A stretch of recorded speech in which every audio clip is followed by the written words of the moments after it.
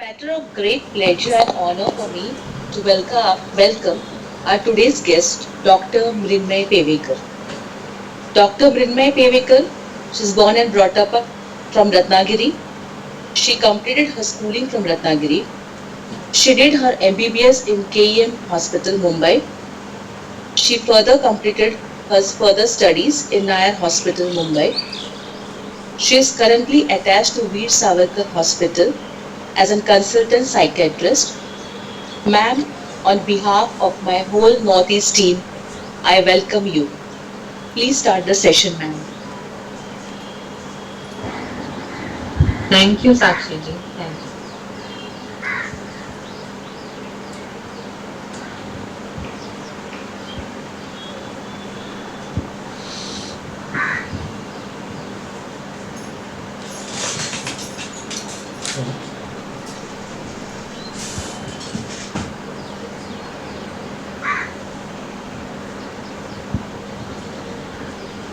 अ, तर नमस्कार सगळ्यांना आणि गुड इव्हनिंग.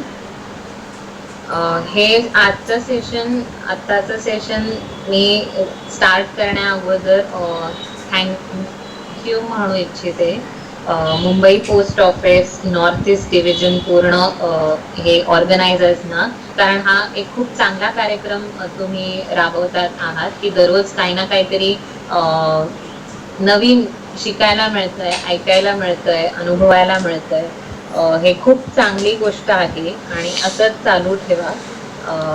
दुसरं महत्त्वाचं थँक्यू मला करायचं आहे सगळ्या पोस्टमन आणि पोस्ट ऑफिसमध्ये काम करणाऱ्या कर्मचाऱ्यांना, कारण त्यांनी खूप चांगलं काम त्यांचं चालू ठेवलेलं आहे. ह्या कठीण परिस्थितीतही ते काम करतायत. आमचे लेटर्स आणि आमचे पार्सल्स आमच्या महत्त्वाच्या व्यक्तींपर्यंत पोहोचवतायत, त्यासाठी खूप खूप थँक्यू. मी समजू शकते की आत्ताची परिस्थिती ही सेकंड वेव्ह आपल्याला सगळ्यांसाठीच फार कठीण आहे, कारण का फर्स्ट वेव्हमध्ये ह्या आत्ताच्या वेव्हमध्ये फार यंग पॉप्युलेशन अफेक्ट होत आहे. आपल्या एजच्या ह्या यंग लोकांना आढळत आहे. आजूबाजूच्या लोकांमध्ये कोविड पॉझिटिव्हिटी येते आहे आणि मृत्यूही होत आहेत. आपले जे ऐकणातले आहेत त्यांचे मृत्यू होत आहेत. सो हे एकंदरीतच खूप कठीण परिस्थिती आहे पर्सनल लेवलवर, कारण का हे कसं मला होईल का, माझ्या परिवाराला होईल का, ह्या सगळ्या चिंता आहेत. प्लस कामाच्या लेवलवर, कारण का एक नवीन तऱ्हेने काम करायचं आहे. सगळे रेस्ट्रिक्शन्स व्यवस्थित पाळून काम करायचं आहे. पगाराचं कसं होईल, पैशाचं कसं मॅनेज होईल, ह्या सगळ्या चिंता आणि सगळं करत असताना तुम्ही हे काम करतायत आणि म्हणूनच आजचा हा विषय फार महत्त्वाचा आहे, जो आहे की स्ट्रेस मॅनेजमेंटवर. तर मग बघूया की काय आहे स्ट्रेस. आपल्या बऱ्याच सगळ्यांनाच स्ट्रेसबद्दल काही ना काही आपल्या कल्पना असतीलच आणि काही ना काही माहिती असेलच. म्हणूनच मी हे एक चॅलेंज बनवलं आहे. तर आपण बघूया की हे त्या काही पिक्चर्स मी डिस्प्ले करीन. तर ह्या स्ट्रेस आहेत की नाही आहे हे तुम्ही सांगायचं आहे. तर ह्याच्यामध्ये तुम्ही कसंही सांगू शकता. व्हिडिओ ऑन करून हात वर करू शकता किंवा कमेंट सेक्शनमध्ये थम्सअप करू शकता स्ट्रेस आहे असं वाटल्यावर, नाही तर काहीच नाही रिॲक्ट करू शकता. तर आपण हे थोडंसं पटापट करून घेऊया. तर पहिली इमेज आहे ही कोविड-19ची, की ही स्ट्रेस आहे की नाही.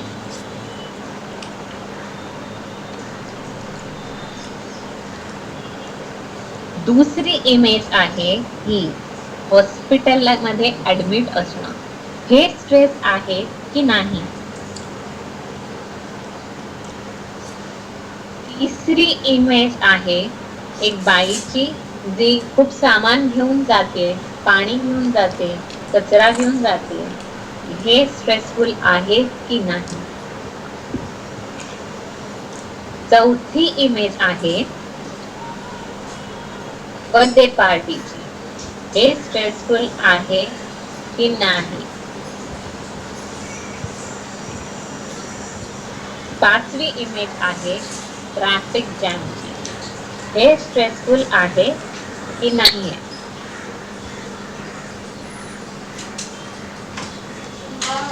नंतरची इमेज आहे इंजेक्शन घेण्याची.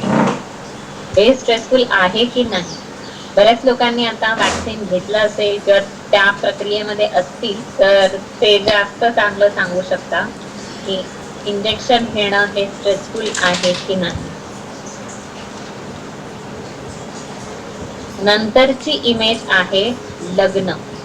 लग्न स्ट्रेसफुल आहे की नाही. मला माहिती आहे की ह्या पर्टिक्युलर पिक्चरवर फार वेगवेगळ्या लोकांचं वेगवेगळं मत असणार आहे. काही लोकांना ते स्ट्रेसफुल वाटत असणार आहे, काहींना नाही वाटत असणार आहे. सो ह्या सगळ्या एक्सरसाइजचा एकच उद्देश होता की मला हे सांगायचं आहे की वेगवेगळ्या गोष्टी वेगवेगळ्या लोकांना स्ट्रेसफुल असू शकतात किंवा नसू शकतात आणि स्ट्रेसफुल असल्या तरी त्याची तीव्रता वेगवेगळी असू शकते. जे गोष्ट मला स्ट्रेसफुल आहे ती दुसऱ्या व्यक्तीला स्ट्रेसफुल असेल असं नाही आणि त्याच प्रमाणात असेल असंही नाही. तर मग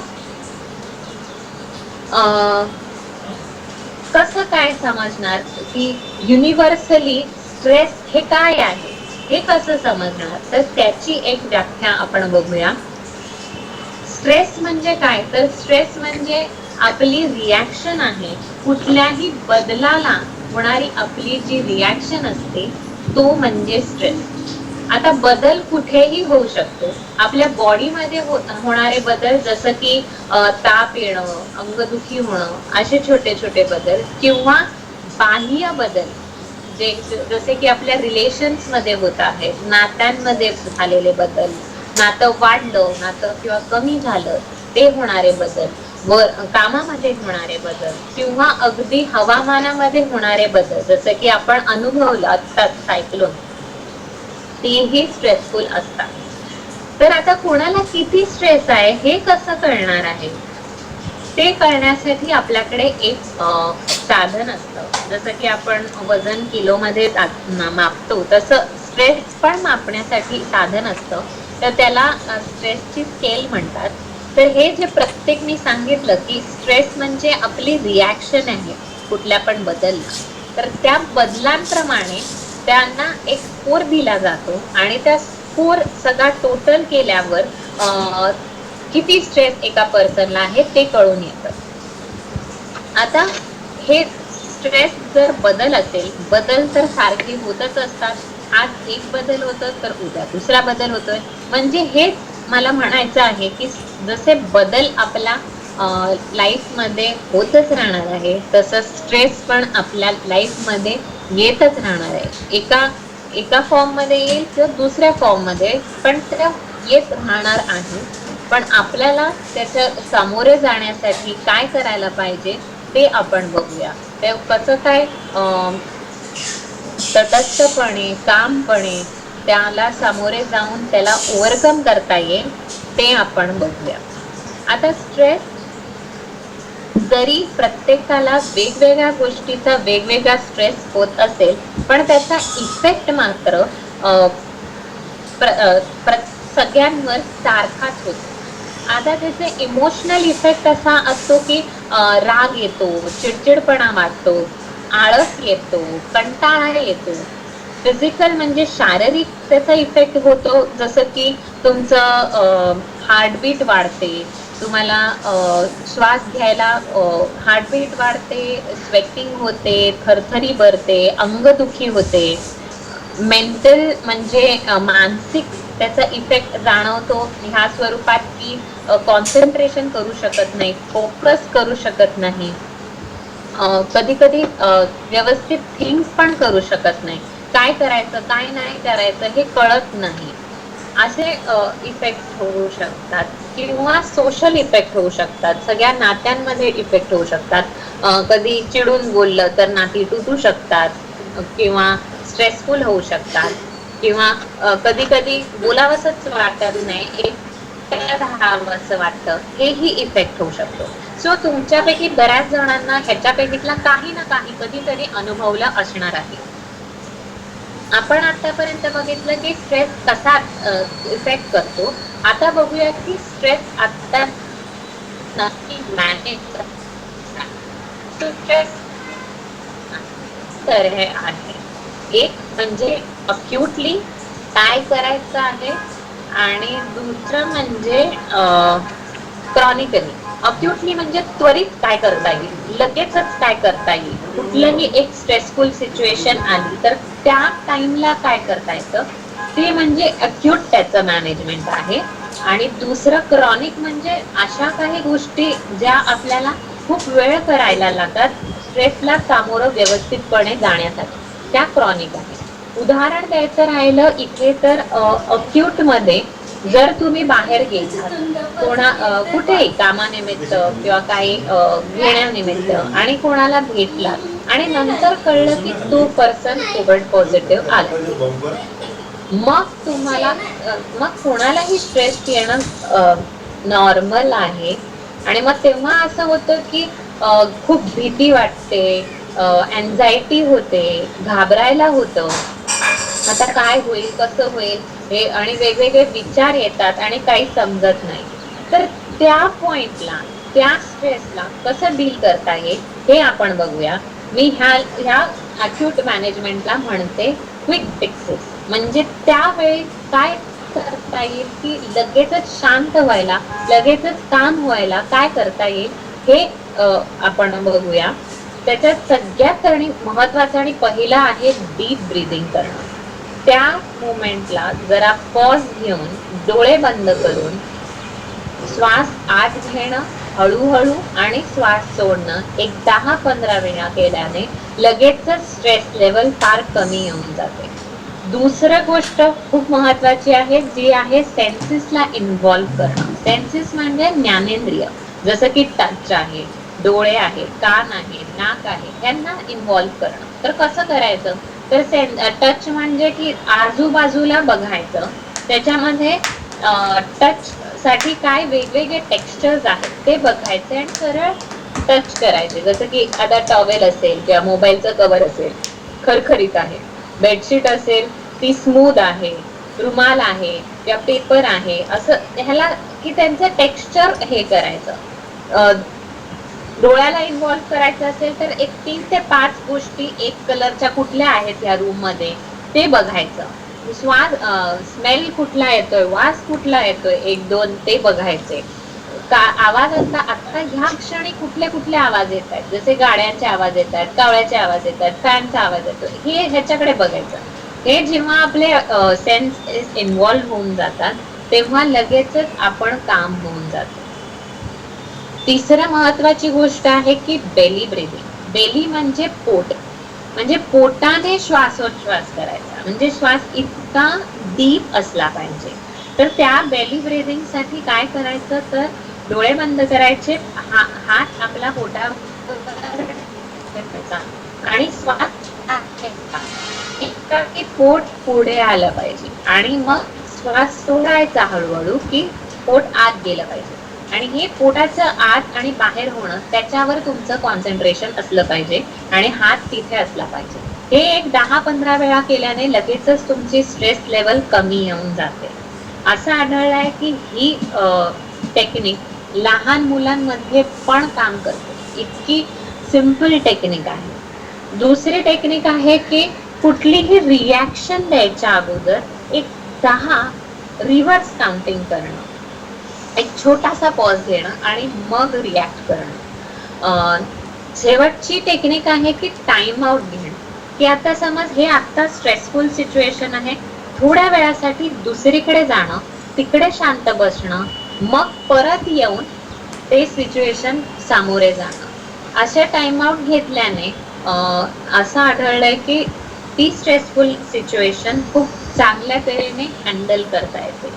सो आता जे आपण हे क्विक फिक्सेस बघितले, ऍक्च्युअली काय करायचं हे बघितलं, हे जे आहेत हे युनिव्हर्सल आहेत असं आढळलंय की बऱ्याच लोकांमध्ये हे केल्यावर त्यांना शांतता येते. पण असे काही कस्टमाइज पण गोष्टी आहेत की ज्या केल्याने तुम्हाला लगेचच शांत, कामनेस आणि स्ट्रेसला सामोरे जाण्याची ताकद मिळणार आहे, आणि त्या गोष्टीला मी म्हणते स्ट्रेस रिलीफ टूल बॉक्स. आता टूल बॉक्स म्हणजे की आपली शस्त्र, स्ट्रेसशी लढण्याची आपली शस्त्र. आता ह्याच्यामध्ये काय असणार आहे, तर हे प्रत्येकासाठी वेगवेगळं असणार आहे. ह्याच्यात काय इन्क्लूड करायचं हे तुम्ही ठरवायचं आहे.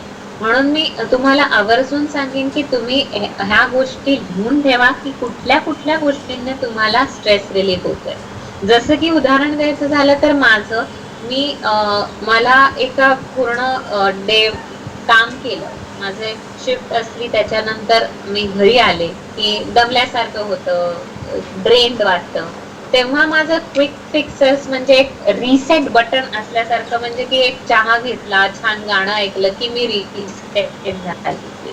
असं तुमच्यासाठी काय आहे रिसेट बटन ते तुम्ही लिहून ठेवा, कारण का जेव्हा ऍक्च्युअल सिच्युएशन येते तेव्हा वेळ नसतो, म्हणून हे लिहून ठेवा. आणि त्यालाच तुम्हाला हेल्प करायला काही इथे पण दिले आहेत की जसं की स्वतःला पॅम्पर करणं, एक छान हेअरकट घेणं, थोडंसं लिहून ठेवणं, कोणाशी तरी बोलणं, काहीतरी क्रिएटिव्ह करणं, किंवा एक फनी मूवी बघणं, किंवा अजून लिस्ट ह्याच्यामधलं पण तुम्ही घेऊ शकता की खेळणं, एक छान गरम पाण्याचे मोठी अंघोळ घेणं, छान पुस्तक वाचणं, पेट बरोबर खेळणं, अशा बऱ्याच काही गोष्टी असतात. तुम्हाला जे काही उपयोगी वाटतंय ते तुम्ही घेऊन ठेवा. हे आपण सगळं बघितलं की अक्युटली काय करता येईल, पण कधी कधी क्रॉनिकली आता काय करता येईल ते बघूया. क्रॉनिकली म्हणजे की हे तुम्हाला दररोज ऑलमोस्ट करायला लागणार आहे. म्हणजे जास्त वेळासाठी हे करायला लागणार आहेत अशा गोष्टी आहेत. प्लस हे तुम्हाला क्रॉनिक स्ट्रेस साठी आहे, म्हणजे अक्युटली काही आलं, लगेचच आलेलं स्ट्रेसला आपण डील केलेलं. आता क्रॉनिक स्ट्रेस, जसं की आता आपण अनुभवतोय की लॉकडाऊन एक्सटेंड झालेला आहे. आता हे कधीपर्यंत चालेल, आता 1.5 वर्षाहून जास्त झालंय, आपण घरीच आहोत, कुठेच नाही गेलोय, कधीपर्यंत असंच होणार आहे, थकल्यासारखं लागतं, फाईट दररोज कसं काय उठायला पाहिजे. ह्या सगळ्याचे उपाय म्हणजे हे क्रॉनिक टिप्स आहेत. तर त्याच्यामधला सगळ्यात पहिली आणि महत्वाची पायरी म्हणजे की तुम्हाला स्ट्रेस कशामुळे होतोय हे जाणून घेणं. की तुम्हाला हा आता लॉकडाऊन म्हणजे घरी बसल्यामुळे स्ट्रेस होतोय, का मास्क घालण्यामुळे स्ट्रेस होतोय, का वॅक्सिन मिळत नाहीये म्हणून स्ट्रेस होतोय, का अशा म्हणजे नक्की काय सोर्स आहे तुमच्या स्ट्रेसचा, हे सविस्तर डीप मध्ये जाऊन माहिती केल्याने स्ट्रेस लेवल आपण त्याला डील करू शकतो. सो त्यासाठी तुमचे विचार काय आहेत, तुम्हाला भावना म्हणजे तुमचे फिलिंग्स काय आहेत, काय वाटतंय, आणि तुमचा स्वभाव काय आहे, हे तुम्हाला स्वतःला स्टडी करायला थोडं लागणार आहे. तर त्याला तुम्हाला हेल्प करायला एक टूल आहे, म्हणजे की स्ट्रेस जर्नल किंवा स्ट्रेस डायरी म्हणून.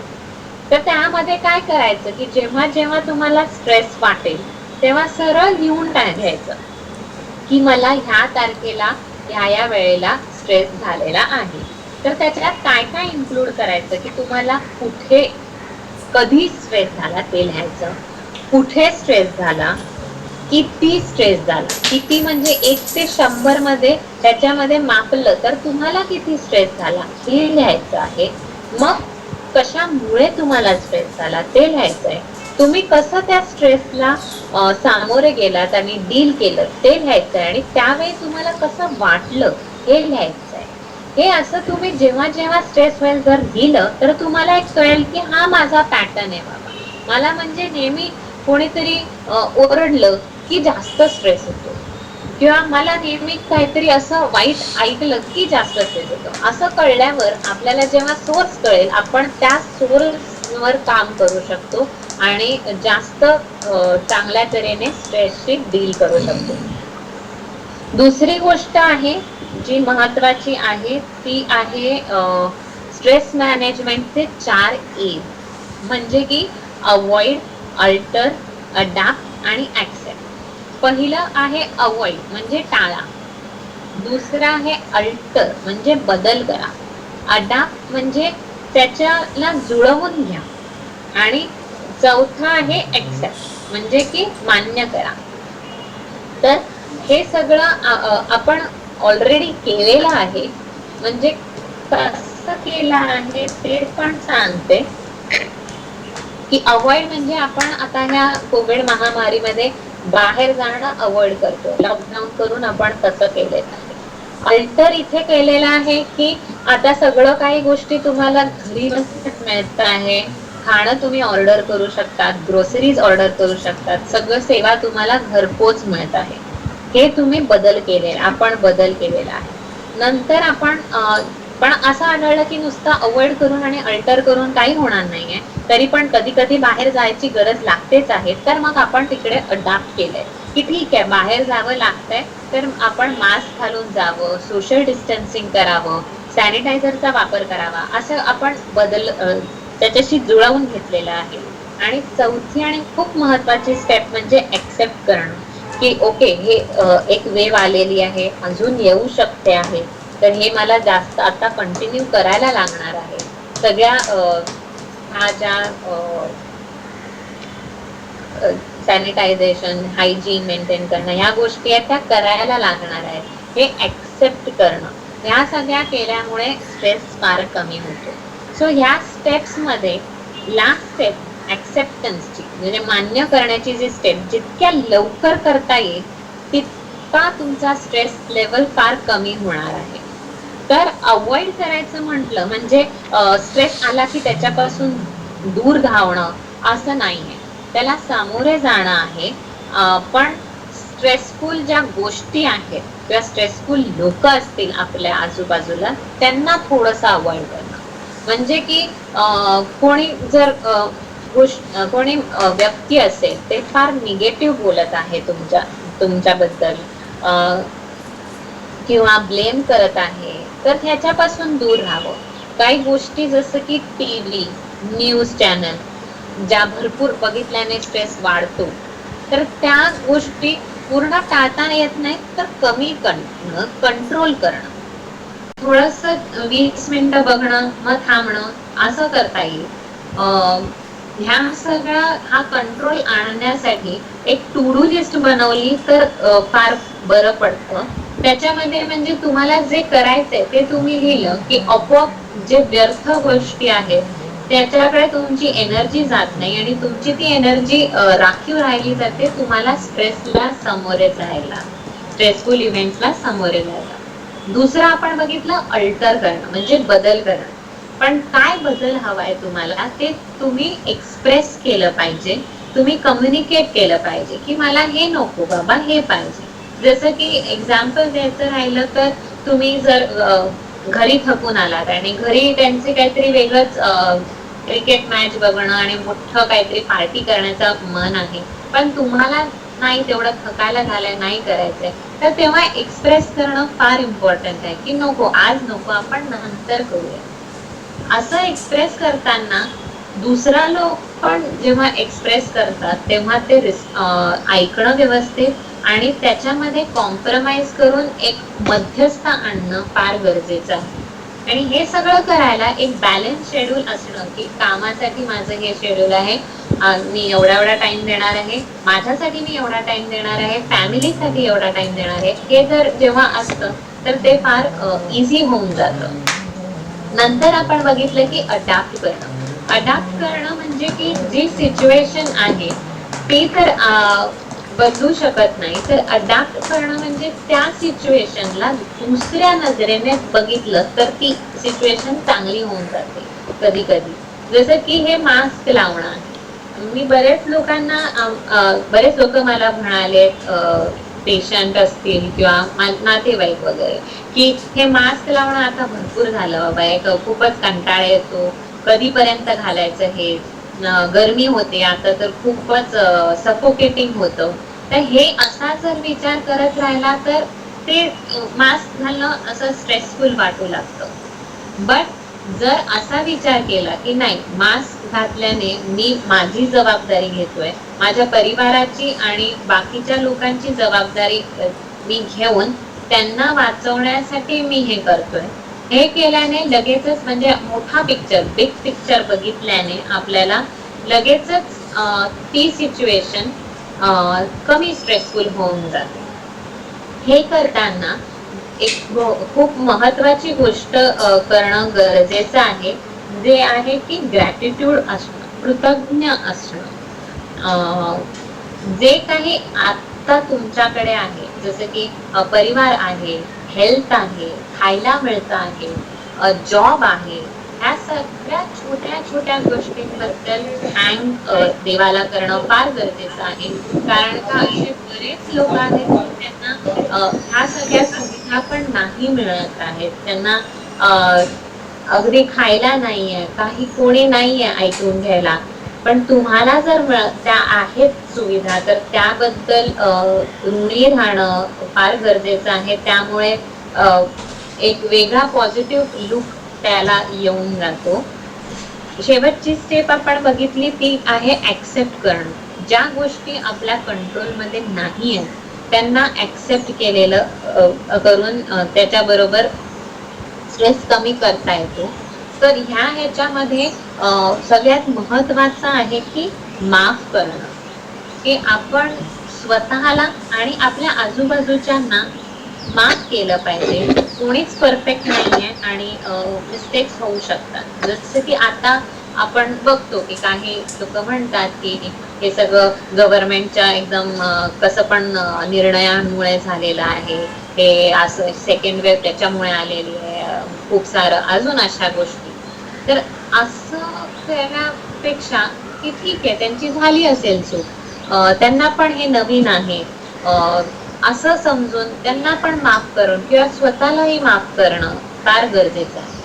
तर ह्या सगळ्या प्रक्रियेमध्ये तुमचे फिलिंग्स जे आहेत ते शेअर करणं फार गरजेचं आहे. घरामध्ये वगैरे असेल, रिलेशन्स मध्ये असेल, तर जेव्हा तुम्ही माफ करता तेव्हा ते सांगणं पण गरजेचं आहे. तुम्हाला जे वाटतं ते बोलणं गरजेचं आहे. तर आपण बघितलं की हे 4 एज कसे करायचे. नेक्स्ट आणि खूप महत्वाचं आहे की हालचाल केली पाहिजे. तुम्हाला स्ट्रेसशी डील करायचं असेल तर हालचाल करायला लागेल.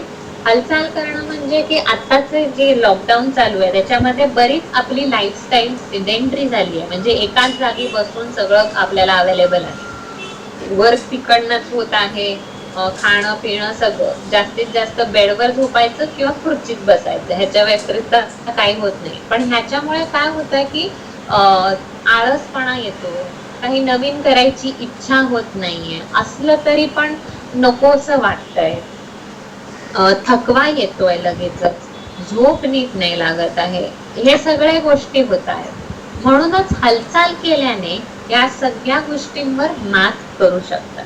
हालचाल केल्याने इवन म्हणजे थोडीशी एक्सरसाइज केल्याने तुमचं हृदय, फुफ्फुस हे पण चांगले राहतात आणि तुम्हाला इम्युनिटीही मिळते आणि म्हणून ही स्ट्रेस फार कमी होऊन जातो. तुमच्या अंगामध्ये जे पण दुखणं असेल ते कमी होऊन जातं आणि सगळ्यात महत्वाचं म्हणजे की झोप चांगली लागते. हे झाले सगळे शारीरिक त्याचे चांगले इफेक्ट. पण त्याच्या मनावर पण चांगले इफेक्ट्स होतात. जसं की एक्सरसाइज केल्याने हॅपी हॉर्मोन्स सिक्रेट होतात आणि मूड चांगला राहतो. तर आवर्जून थोडीशी एक्सरसाइज करा. तर एक्सरसाइज मध्ये पण हाय इंटेन्सिटी तुम्ही करू शकता, जसं की जॉगिंग झालं, रनिंग झालं किंवा जिम करणं झालं, असं करू शकता. किंवा मॉडरेट आणि लो इंटेन्सिटीचे एक्सरसाइजेस जसं वॉकिंग झालं किंवा स्ट्रेचिंग झालं, प्राणायाम करणं झालं, हे सगळे एक्सरसाइज करू शकता. असं आढळलंय की लो इंटेन्सिटीचे एक्सरसाइजेस पण तेवढेच काम करतात ह्या सगळ्या गोष्टी फिक्स करण्यासाठी. सो ते केल्याने स्ट्रेस फार कमी होऊ शकतो. पण जेव्हा ते नाही काही कारणामुळे समज जर नाही करता येत, तर ऍटलिस्ट ह्या ज्या सांगितलेल्या इथे या स्लाइडवर दाखवलेल्या छोट्या छोट्या गोष्टी आहेत त्या तरी करू शकता. जसं की 5 मिनिटं झिंगाट लावून नाचणं, किंवा भाजी घ्यायला चालत जाणं रॅदर दॅन बाईक घेऊन जाणं, स्टेअर्स वापरणं रॅदर दॅन लिफ्ट वापरणं, छोट्या मुलांबरोबर खेळणं, कोणाला तरी इन्व्हॉल्व करणं, घरातल्यांना इन्व्हॉल्व करून हे एक्सरसाइज करणं, की एकत्र एक्सरसाइज करणं, त्याने पण मोटिवेशन राहतं की दररोज तुम्ही करू शकता. आता ज्यांना हे काहीच करायला वेळ नाही, तर त्यांनी घरातली छोटी छोटी कामं जसं की केअर करणं, भांडी घासणं असेल, बाईक धुणं, कार धुणं, लादी पुसणं, हे जे आहेत हे छोटे छोटे कामं केलं तरी पण चालणार आहे, पण हालचाल केली पाहिजे. असंच आढळलंय की रिदमिक जे एक्सरसाइजेस आहेत त्या स्ट्रेसवर लगेच मात करू शकतात. जसं की जॉगिंग झालं, स्विमिंग झालं, डान्सिंग झालं, ताईची आहे, आणि ह्याच्यात सगळ्यात महत्वाचं म्हणजे ह्याच्यात सूर्यनमस्कार पण आहे. सूर्यनमस्कार आपण करू शकतो घरच्या घरी, कधीही करू शकतो, तो आवर्जून करा. दुसरी महत्वाची गोष्ट आहे की कनेक्ट करा, दुसऱ्या लोकांशी कनेक्ट करा. तर कनेक्शन म्हणजे की फेस टू फेस बोलणं ला महत्व आहे. फेस टू फेस बोलणं, हाताळणं, आलिंगन करणं, जवळ मायेने घेणं, ह्या सगळ्या गोष्टी फार इम्पॉर्टंट आहेत तुमचा स्ट्रेस कमी करण्यासाठी. एक डिनर सगळ्यांनी एकत्र केलं ते पण तुमचा स्ट्रेस कमी करू शकतं. डिनर करताना फोन बाजूला ठेवून एकमेकांशी बोलणं, त्यांना विचारणं की कसा होता तुमचा दिवस, काय केलं आज नवीन, ह्याच्याने तुम्ही बोलण्याने स्ट्रेस कमी होऊ शकतो. किंवा मग कोण जुना फ्रेंड असेल त्याला फोन करून त्याच्याशी गप्पा मारणं, ह्याच्याने फार बरं वाटतं. कधी कधी स्ट्रेस जास्तच वाटत असेल, काय करायचं काय कळत नसेल, तर गुरुचा किंवा एक्सपर्टचा सल्ला घेणं, त्यांना कनेक्ट होणं फार गरजेचं आहे. हे सगळ्या कनेक्शन तुम्हाला ती स्ट्रेंथ देणार आहेत त्या सिच्युएशनला सामोरे जाण्यासाठी. दुसरं आहे की स्वतःसाठी टाइम काढणं, थोडीशी मजा करण्यासाठी आणि रिलॅक्सेशन करण्यासाठी टाइम काढणं. तर तो टाइम मी टाइम म्हणून म्हणते. तर त्यामध्ये तुम्हाला जे आवडेल ते करणं. जर गायला आवडत असेल तर गावं, डान्स असेल, काही लिखाणाला आवडत असेल ते करावं, काही करू शकतो. प्लस आपल्याला माहिती आहे laughter is the best medicine. So हसवणं करणं, स्वतः हसणं, छोटे छोटे जोक स्वतःवर मारणं, दुसरं काही कॉमेडी बघणं, जसं की त्याला हवा देऊ द्या हे बघणं, ते शेअर करणं, हे केल्याने पण स्ट्रेस लेवल फार कमी होते. सगळ्यात इम्पॉर्टंट आहे रिलॅक्सेशन प्रॅक्टिस. सो त्या रिलॅक्सेशन मध्ये तुम्ही योगा करू शकता. योगा बरेच यूट्यूबवर व्हिडिओज आहेत अवेलेबल, ऑनलाईन क्लासेस अवेलेबल आहेत, ते तुम्ही जॉईन करू शकता. मेडिटेशन करू शकता, ध्यान करू शकता, ओंकारचा जाप करू शकता. डीप ब्रीदिंग जसं की आपण बघितलं ते होतं ॲक्युटली त्वरित करायला. हे डीप ब्रीदिंग दररोज करायचंय म्हणजे की सवय लागेल तुम्हाला आणि तुमची क्षमता वाढवायला. दुसरं आहे स्ट्रेचिंग. स्ट्रेचिंग केल्याने तुमची बॉडी फुल रिलॅक्स होते. जिथे टेन्शन असतं, थोडंसं स्टिफनेस असतो, तो रिलीज होतो आणि रिलॅक्सेशन चांगलं होतं. आता हे सगळं करायचं म्हटलं तर टाइम तर व्यवस्थित मॅनेज करावा लागणार आहे. ह्यासाठी पण टाइम काढायला लागणार आहे. तर तुम्हाला जे काय करायचे तुमचे टास्क आहेत तर त्याच्यामध्ये प्रायोरिटाईज केलं पाहिजे की जे इम्पॉर्टंट आहेत ते पहिलं संपवून मग नंतर जे इम्पॉर्टंट नाही ते त्याच्यासाठी वेगळा वेळ ठेवला पाहिजे. किंवा काय एक मोठं गोष्ट करायची असेल ती छोट्या छोट्या गोष्टींमध्ये ब्रेक करून छोट्या छोट्या स्टेप्सने केली पाहिजे. की आता जसं की आता समज ठरवलं एक्सरसाइज करायचं, तर लगेच आज मी अर्धा एक तास एक्सरसाइज करणार असं न करता छोट्या छोट्या स्टेप्सनी, ओके मी आज 20 मिनिटच एक्सरसाइज करेन, मग उद्या 30 मिनिटं करेन, अजून वाढवेन, असे छोटे छोटे स्टेप्स केल्या तर ते जास्त सोयीचं पडतं. कधी कधी मोठ्या गोष्टी करायच्या असेल तर ते वर्क सरळ डिस्ट्रीब्यूट केलं तुमच्या कलिग्स मध्ये किंवा घरातल्या लोकांमध्ये, तर तुमचं पण तुम्हाला टाइम मिळतो, त्यांना पण काहीतरी करायला मिळतं आणि ते व्यवस्थित टाइम मॅनेजमेंट होऊन जातं. नंतर एक महत्वाची गोष्ट आहे की माइंड आणि बॉडी आपली कनेक्टेड आहे. म्हणजे जेव्हा माइंड अस्वस्थ असतं तेव्हा आपल्या बॉडीमध्ये पण वेगळेपणा जाणवतो. जेव्हा राग आलेला असतो तर आपला श्वास फास्ट होऊन जातो.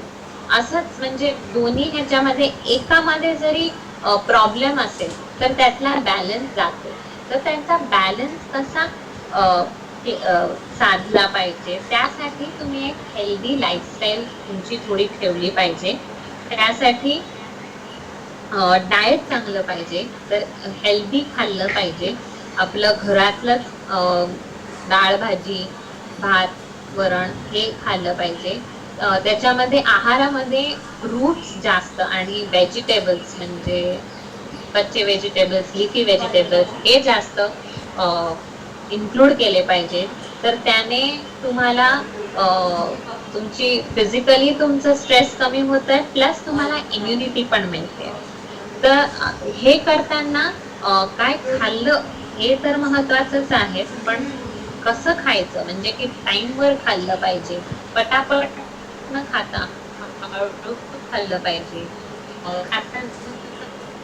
किंवा काय दुसरं बघणं हे टाळलं पाहिजे. कॅफीन म्हणजे की कॉफी किंवा चहा हे थोडंसं कमी केलं पाहिजे. शुगर कमी केली पाहिजे. अल्कोहोल, सिगरेट, ड्रग्स हे जे आहेत हे टेम्पररीली स्ट्रेस पासून रिलीफ देतात की हा मी स्ट्रेस फ्री आहे, बट ऑन लॉंग टर्म ते तुम्हाला नुकसानदायी असतात. तर त्या गोष्टींकडे न जाता बाकीच्या ज्या गोष्टी आहेत स्ट्रेससाठी सामोरे जाण्यासाठी त्यांच्याकडे गेलं पाहिजे. आता 31 मेला नो टोबॅको डे आहे. सो मी ही संधी घेते आणि तुम्हाला अपील करते की तुम्ही जे आजूबाजूला पण असतील कोणी तर त्यांना प्रोत्साहन द्या की सिगरेट स्मोकिंग कमी करायला. दुसरं इम्पॉर्टंट आहे हा बॅलन्स मेंटेन करण्यासाठी की झोप चांगली झाली पाहिजे. तर झोप कशी होणार चांगली, त्यासाठी काही रूल्स आहेत. तर झोपेचा टायमिंग सेम राहायला पाहिजे. जेव्हा झोपेला जातो आणि उठतो ह्याचा टायमिंग सेम राहायला पाहिजे. बेड आपला नुसता झोपण्यासाठीच उपयोग केला पाहिजे, खायला प्यायला मोबाईलवर मूवी बघायला नाही. ते सगळं दुसरीकडे केलं पाहिजे आणि बेड फक्त झोपायला वापरला पाहिजे. रात्री संध्याकाळ नंतर कॉफी, सिगरेट, अल्कोहोल किंवा हेवी खाणं थोडं टाळलं पाहिजे. किंवा हेवी एक्सरसाइजेस पण टाळले पाहिजे. स्क्रीन म्हणजे कुठलीही असो, मग टीव्ही असो किंवा लॅपटॉप असो, मोबाईल असो, हे थोडं कमी केलं पाहिजे. जर झोप येत नसेल तर बुक वाचणं किंवा कोणाशी संवाद साधणं हे केल्याने चांगलं होतं. थोडासा एक्सरसाइज केल्याने आपण बघितलं की चांगली झोप येते. हे आपण बघितले सगळे आतापर्यंत की स्ट्रेस कसा डील करायचा. तर कोविड रिलेटेड कसं डील करायचं हे आपण बघूया की आपल्या मानसिक कसं व्यवस्थित राहील. आपण ह्याच्यातलं बरंच काही ऑलरेडी डिस्कस केलेलं आहे की की तुम्हाला काय वाटतं, तुमच्या फिलिंग्सकडे बघणं, लाईफस्टाईल हेल्दी मेंटेन करणं, कनेक्ट करणं लोकांशी, स्वतःशी काइंड राहणं, तुमच्या ज्या स्किल्स आहेत त्या वाढवणं, टीव्ही वगैरे थोडं कमी करणं, अल्कोहोल कमी करणं.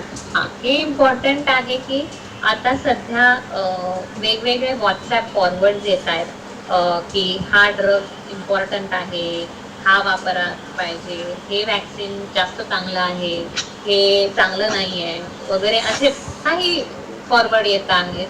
तर त्या फॉरवर्डला लगेचच मान्य न करता तज्ज्ञांना विचारून तुम्ही त्यांची सल्ला घेऊन मग त्याचं फॉरवर्ड करा आणि त्याच्यावर रिॲक्ट करा. त्यामुळे बराच स्ट्रेस कमी होऊ शकतो. आपण आता बघितलं की कसं स्ट्रेसला डील करायचं, पण हे सगळं करूनही कधी कधी इतकं स्ट्रेसफुल वाटतं की ते मॅनेज होत नाही. तर अशा वेळी तुम्ही आवर्जून मदत घ्या. नाही मी हेच करून मी स्वतः डील करू शकेन असं नका करू. मदत घ्या. तर हे काही टोल फ्री नंबर्स आहेत जे ही हेल्प देण्यासाठी तत्पर आहेत. तर त्यांना नक्की कॉल करा गरज लागल्यास. इवन तुम्ही ज्यांना गरज वाटेल त्यांना फॉरवर्ड करू शकता. एक महाराष्ट्र शासनाचा आहे आणि एक आहे दुसऱ्या सायकोलॉजिकल असोसिएशनचा. तर त्यांची हेल्प करा, कारण कधी कधी आपल्याला माहिती नाही एक एक काही शब्द किंवा एक मार्गदर्शन तुम्हाला त्यावेळी मिळालं तर लगेचच तुमचा स्ट्रेस जाऊ शकतो. म्हणून ह्या मी शेअर केलेल्या आहेत. हे सोडून बाकीचं सायकोलॉजिस्ट आणि सायकॅट्रिस्ट तर आहेतच, त्यांना पण तुम्ही कधी पण लागलं तर संपर्क करू शकता. आजचा हा वेबिनार मी संपवते एका माझ्या आवडत्या कोट शेअर करून, जे की आहे की always remember you are many times bigger than your problems. तुम्ही खूप मोठे आहात या तुमच्या प्रॉब्लेम्स पेक्षा, आणि टुगेदर वी विल कॉन्कर. म्हणजे आपण एकत्रपणे सगळे मिळून ह्याच्यावर नक्कीच विजयी होणार आहोत. सो थँक्यू पेशंटली ऐकल्याबद्दल. Hello.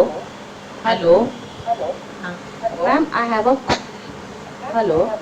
Am I audible? हां Yes, Ma'am, yes, nowadays, yeah, nowadays, in this pandemic situation, kids are totally into cell phones, TV. That is, means they are spending more than 10 hours sitting in front of the PC, because everything, their school, studies, everything is online. So, do you think that this digital world is controlling their brain, and will it also lead to stress at a very early age? Will this lead to stress at a very early age? Okay, okay. Yeah, very good question actually. I think most of the mothers will have this question. Yes. असं आहे की हो, हा बदल झालेला आहे. सगळं काही डिजिटल झालेलं आहे. त्यांना स्कूल पण त्यांची हे आहे, म्हणजे कॉम्प्युटर वापरायला लागतोय किंवा मोबाईल थ्रू करायला लागतंय. फ्रेंड्सशी बोलायचं आहे तर ते पण मोबाईल थ्रू करायला लागतंय. त्यांच्या रिलेटिव्हशी बोलायचं आहे तर ते पण मोबाईल थ्रू करायला लागतंय. म्हणजे काहीही घरातलं सोडून काही दुसरं करायचं तर मोबाईल थ्रू करायला लागतंय. तो हा बदल आहे. तर ह्याची रिस्पॉन्सिबिलिटी त्यांना थोडंसं जाणून दिलं की हे बघ, हा बदल आहे, पण नॉर्मल लाईफ पण गरजेचं आहे. आता इथे ते मी जे कनेक्शन टचचं बोललेले ना, हे इम्पॉर्टंट होतं की काही आणि शेड्युलिंग, जे की ह्याच्यामध्ये तू वापर, ह्याच्यामध्ये तुला जे हवंय तू कर, असं सांगून की दुसराच जो टाइम आहे तू वेगळ्या वेगळ्या ऍक्टिव्हिटीज करण्यामध्ये राहा. तू माझ्या बरोबर बस, आपण दोघे करूया, किंवा आजूबाजूला जर मुलं असतील तर त्यांच्याशी तू बोल. तुम्ही दोघं बॅडमिंटन तरी खेळा. बॅडमिंटन सारखे खेळ आता खेळू शकतात, कारण आता दूर दूरून खेळता येतात. सो असे ऍक्टिव्हिटीज आपल्याला पण थोड्याशा आणायला लागणार आहेत की कुठल्या ऍक्टिव्हिटीज ते करू शकतात. पण बरोबर आहे की ह्याच्यामुळे थोडासा इम्पॅक्ट तर होणार आहे, पण हे डिजिटलायझेशन गरजेचं पण आहे. सो त्यांना ते समजावून देणं की हे गरजेचं आहे तोपर्यंत ठीक आहे, ह्याच्या एक्सिड नाही व्हायला पाहिजे, ही त्यांना थोडं समजवलं तर बेटर राहील. आणि त्याचबरोबर आपण पण त्यांना एक दाखवलं की एक आयडियली की म्हणजे आपण पण दररोज जर पूर्ण दिवसभर काम करत असू ह्याच्यावर, मग ते पण तसंच करणार आहे. आपण जर स्वतः थोडासा वेळ काढून आपण दुसरं काही केलं तर मग ते पण तसं करायला लागणार, कारण चिल्ड्रन तसंच करतात, बघून त्यांना जास्त हे करतं. सो तसे छोटे छोटे बदल आपण केले तर एक बॅलन्स तिकडे निर्माण होऊ शकतो, कारण दोन्ही गरजेचं आहे, डिजिटल पण गरजेचं आहे आणि हे पण गरजेचं आहे, तर तो बॅलन्स साधणं थोडं गरजेचं आहे. Thank you, ma'am. Ma'am, on behalf of my Northeast Division, I personally thank you for the valuable information you shared with us today. The session was enjoyable and at the same time educational also, and I guess it was successful in delivering positive results. Ma'am will surely try to keep our toolbox ready to relieve stress, and we promise not to take any stress anymore and be a better individual. Thank you so much, madam. Thank you, ma'am. Yeah, thank you for having me. Thank नमस्कार. मी हा. North east division मधले कर्मचारी प्राप्ती हम्म. Sawant. Doctor, मला तुमचे खूप खूप धन्यवाद मानायचे आहेत. खूपशा प्रश्नांची उत्तर आम्ही प्रश्न न विचारताच तुम्ही दिली, त्यामुळे आम्ही जरा तणावमुक्त झालेलो आहोत एवढ्या काही गडबडीत म्हणा, किंवा कोविडच्या पॅन्डेमिक सिच्युएशन मध्ये कंटिन्युअसली काम करून, कारण सगळेजण लॉकडाऊन मध्ये घरी आहेत. हॅलो, सगळेजण लॉकडाऊन मध्ये घरी आहेत, मात्र आमचा कर्मचारी वृंद जो आहे तोच कंटिन्युअसली जसं प्रत्येक डॉक्टर सांगतो की फर्स्ट एड बॉक्स घरी असावा, पण मॅडम तुम्ही आज ज्या 2 कन्सेप्ट सांगितल्या त्या खूप आवडल्या. एक म्हणजे स्ट्रेस रिलीफ बॉक्स आणि स्ट्रेस जर्नल. खरंच या सगळ्या गोष्टी आपल्या घरी आपण आत्मसात करायला हव्यात, त्यामुळे जो आपल्या मनावर जो स्ट्रेस आहे तो रिलीफ होईल. तुमचे त्या ज्या कल्पना आहेत त्या आम्हाला खूप आवडल्या आणि हे गाईडलाईन दिल्याबद्दल थँक्यू. तुम्ही जे मी टाइम सांगितलं ना, ही कन्सेप्ट मला खूप खूप खूप आवडली, कारण आपण हल्ली नाही नॉर्मली कन्सिडर करत मी टाइम ही जी कन्सेप्ट आहे. आणि तुमचे 4 A's मला नाही वाटत फक्त स्ट्रेस मॅनेजमेंट म्हणून तुम्ही आज आम्हाला गाईडलाईन दिलेत, मार्गदर्शन केलं. पर्सनॅलिटी डेव्हलपमेंटचे खूप टॉपिक मॅडम तुम्ही आज कव्हर केलेत, त्याबद्दल खूप धन्यवाद. तुम्ही जसं सांगितलं की ग्रॅटिट्यूड असणं, कृतज्ञ असणं खूप आवश्यक आहे, पण तुमचे खरंच खूप उपकार झाले आमच्या कर्मचाऱ्यांवर. खूप छान मार्गदर्शन केलं. अपेक्षा करते आमचे सर पुन्हा एकदा तुमचं एखादं लेक्चर आमच्यासाठी ठेवतीलच. पण thank you so much madam. Thank you. बरं वाटलं की तुम्हाला आवडली. Thank you, ma'am. We'll end the session now. Yeah. Yeah. Thank you. Have a nice day. Bye. Yes, ma'am. Yeah. Bye.